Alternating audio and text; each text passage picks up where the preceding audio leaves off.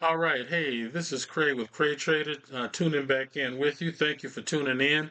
If this is your first time, please hit that like, subscribe button, and also hit the notification bell so that you won't miss any of the new upcoming videos that I put out.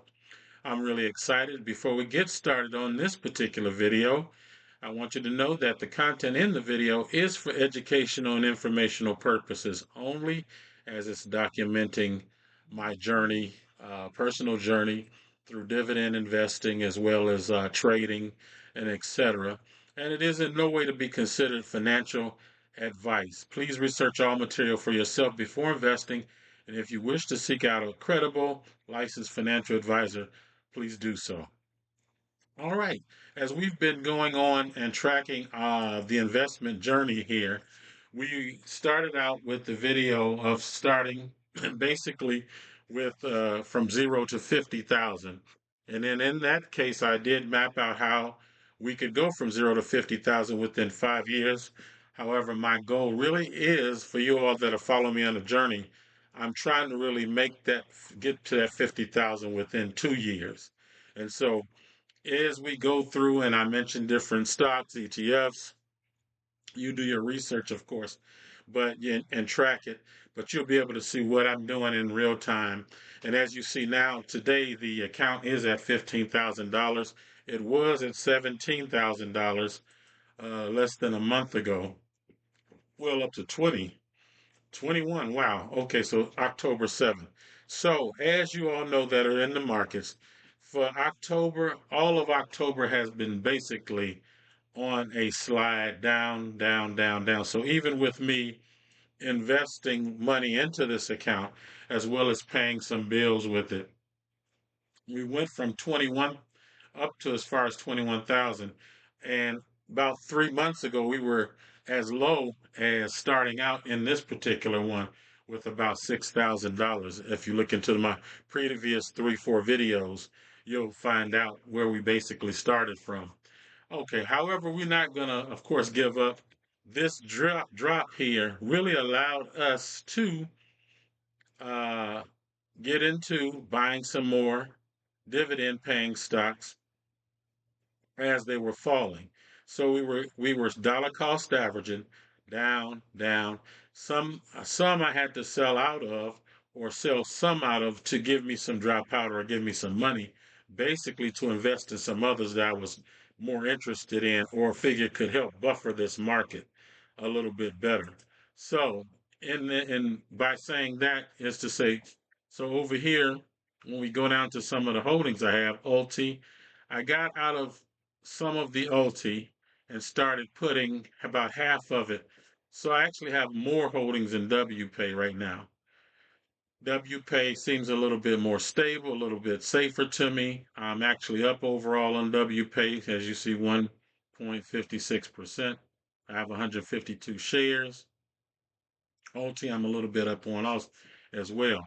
And the market was up today, which was a good thing and a breath of fresh air since it had been kind of falling down at some points throughout the month. So November may be a little rocky as well. As you know, at this time we have a government shutdown, so things are really up in the air as far as how some of this market's going to go. Of course, you don't want to get scared and shake yourself out of it, but I do use trailing stops on a lot of my holdings as well.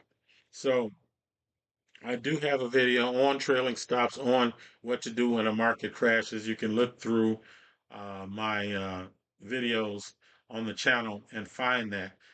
But I do usually typically put trailing stops on my larger holdings just in case of a black swan event, as they say.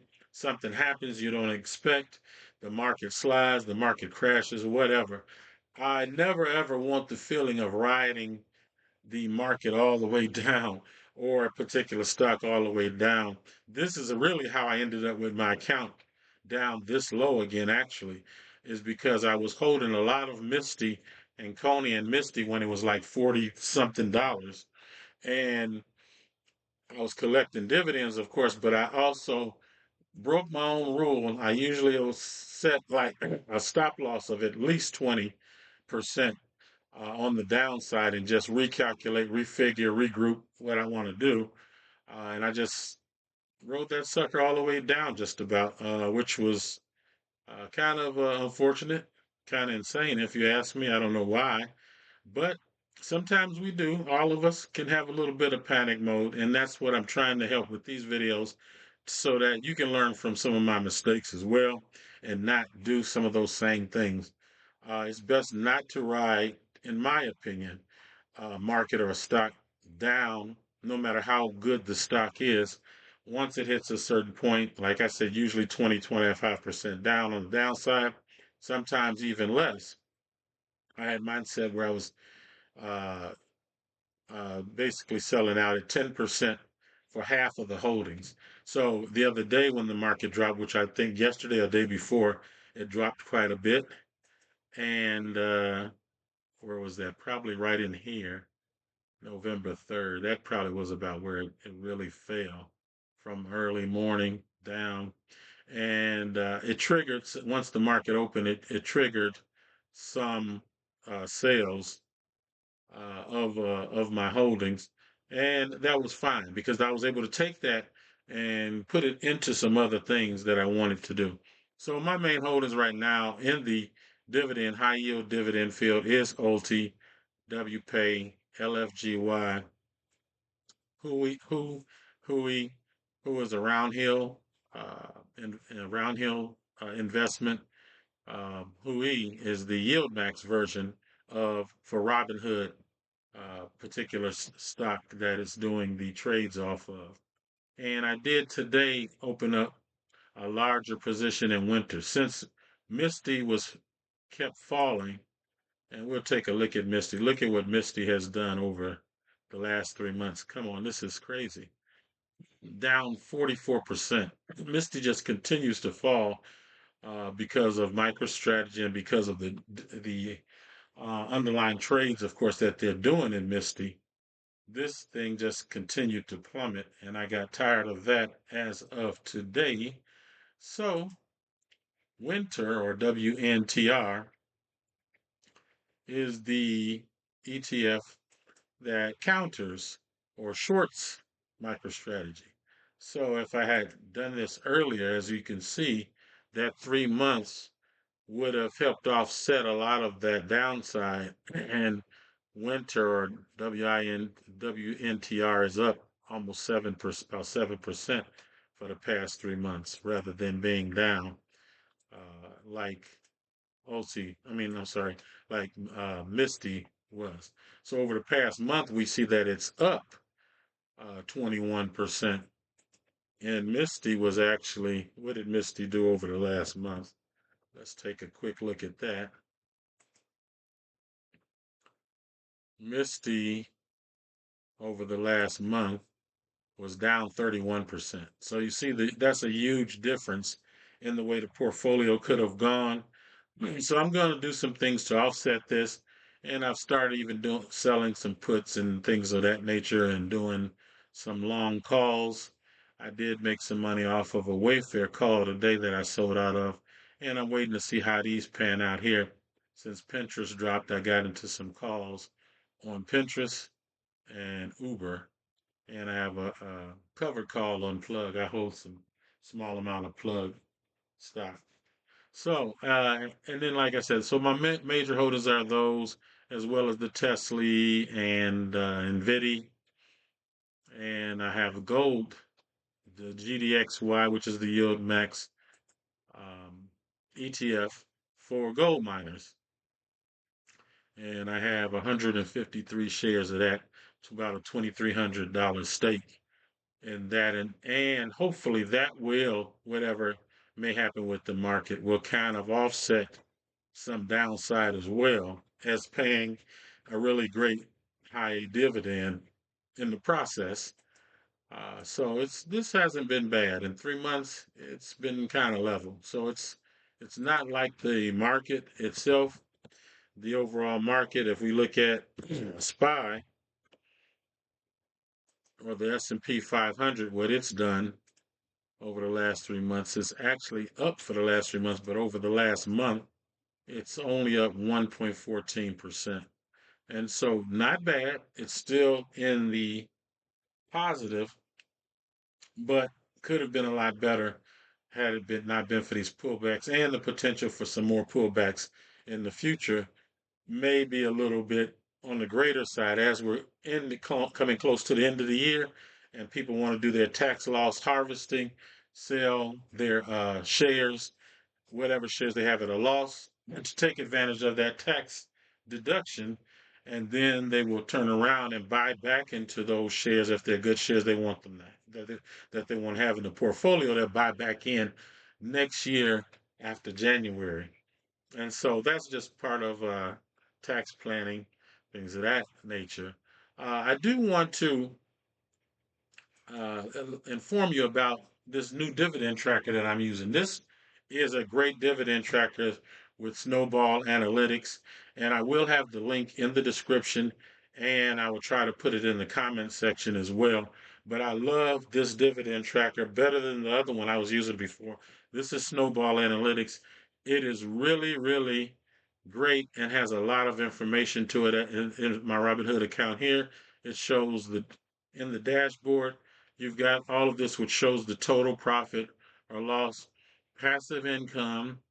Right now, I'm up. I went from about 1,000 or less than 1,000 a few months ago, monthly. So now it's calculating, and I'm at about a $36,000 a year income with my dividends, and my dividend yield overall in my portfolio is close to 68% return.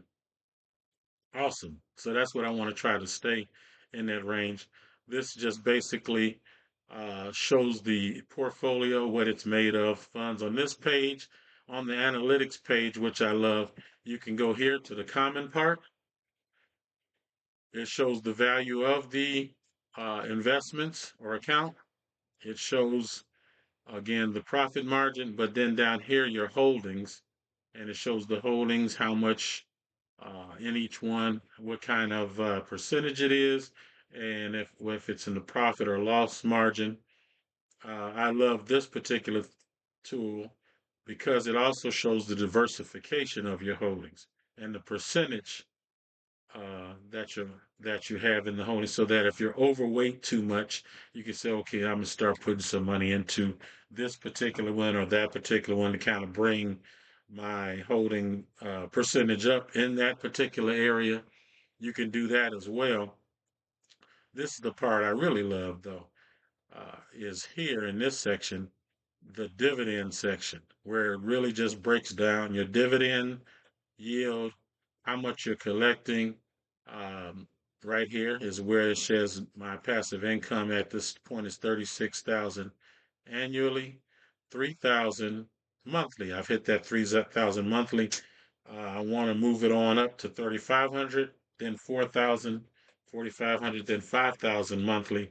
And I believe if things stay on course as they are, and I'm investing about $700 or $800 or so into this account every month, as well as using margin to help grow and buy me more shares.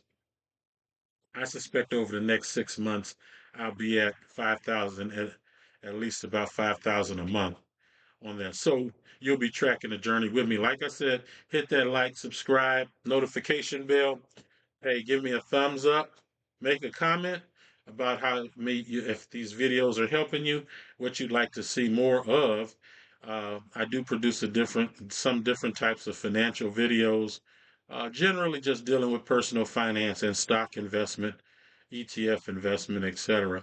But this is really wonderful. As I said, you can, if you get this particular app, you can get the link in the description, use it, and link your account with it. You'll be able to really, really see and map out where you're headed financially overall with everything. And then, like I said, it shows the holdings you have.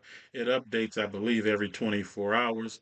This shows the yield amounts of the different ETFs that are paying the dividend yield that they're paying out of. Yield of cost on cost is just great, and it goes down as far as what holdings you have, and it's just very revealing and transparent. I really love it, and I think it will benefit you. So, hey, go on and grab it. I would just say it would be great to be able to track exactly what you're doing. I don't think I would have ended up in the financial problems with my account earlier if I had had something like this dividend tracker with the Snowball Analytics. And so, like I said, feel free to use that and just get it out of the link in the description or in the comments section. And so great. I'm glad to just been able to be with you again on this particular journey. We're going from zero or wherever you're at to 50,000. And like I said within 5 years, but I'm really trying to do it within 2 years. So let's see how that goes. Let's go on this journey together. Let's enjoy the journey. Hey, be blessed, be prosperous, be safe, stay focused, and I will see you again real soon.